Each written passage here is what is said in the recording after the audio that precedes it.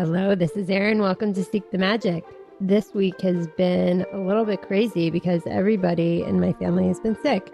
It started with the kids at daycare, one of them having a stuffy nose, and then the other one caught it, and then I caught it. And I usually don't take days off completely from work, which is probably not the best thing, especially speaking in the wellness space, but I took the day completely off from work and sort of had the, slight fever, bizarre dreams day. And so that was very interesting. And then my mom got sick and she's still sick with a fever, which I feel bad about because she helps with the kids.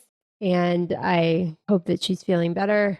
But yeah, everybody is sick. And yesterday it got me down because I had to balance work with taking care of one of my kids. And, I think I felt sad that my mom was sick. And so I was just like, what is happening? And, I really got thrown off kilter in terms of sometimes I can just, quickly turn around and meditate for a little bit and feel okay. But that combined with a few tough projects at work just really threw me off guard. And I was like, what am I doing?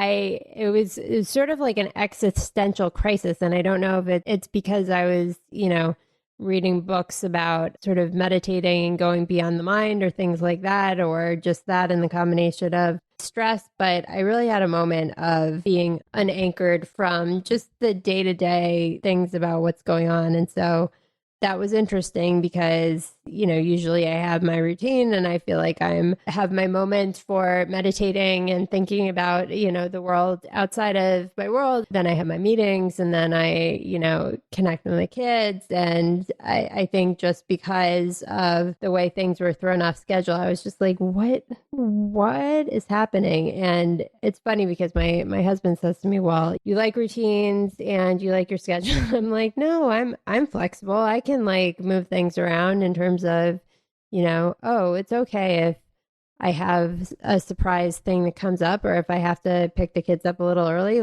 I'm flexible. But in this case, it was a combination of people not feeling right and, then having to completely switch things around and not feeling like I was, I guess, in control, which is crazy because think about that I'm flexible and I know that the world is, not in my control and all that. But I think feeling that and actually experiencing all the wildness, it threw me off, which was ultimately, I think, a good thing because it allowed me to really rely on some of the practices that I've been learning about and really taking a moment to take a breath and find my center and experience navigating from a place of discomfort that I haven't been used to as of late. And I would say that in dealing with two young kids and a Web3 job that's sort of all hours, I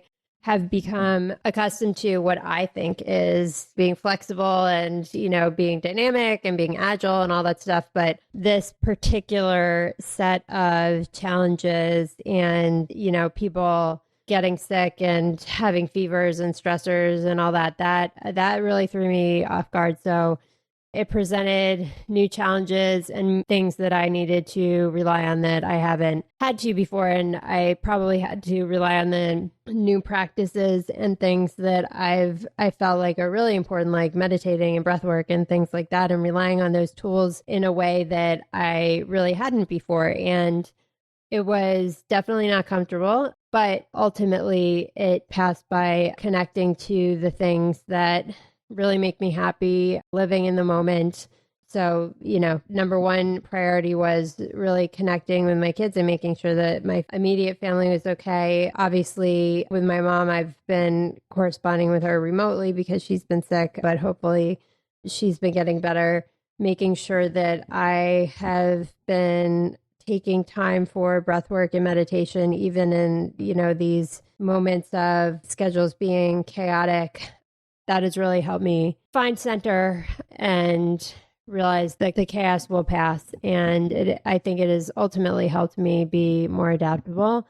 There are a few longer term things that are changing that, I really can't talk about on the podcast yet, but, they are developing, and I'm relying upon the mindfulness and taking one step at a time as we evolve through those things that are more career related. So those things will come to pass. Meanwhile, still in the first month of my podcast being live, so that's very exciting. And I have enjoyed expressing my feelings and providing a perspective in addition to, everything I'm learning. Also, expressing it has been an interesting way to help me try to organize my thoughts. I have to get better at that, but I'm working on it. And I'm very excited to share that I will start having guests on the podcast too. So in terms of Seek the Magic, part of the magic in life is to learn about others' perspective and what brings them joy and passion and how they define their magic. So I'm very excited to welcome my first guests this week. We'll start recording tomorrow, and ideally next week we'll have them online and we'll be able to share with you. Some people are talking about their work in discovery with divine feminine. Some people are speaking about discovering different ways of thinking and living life after they've had kids.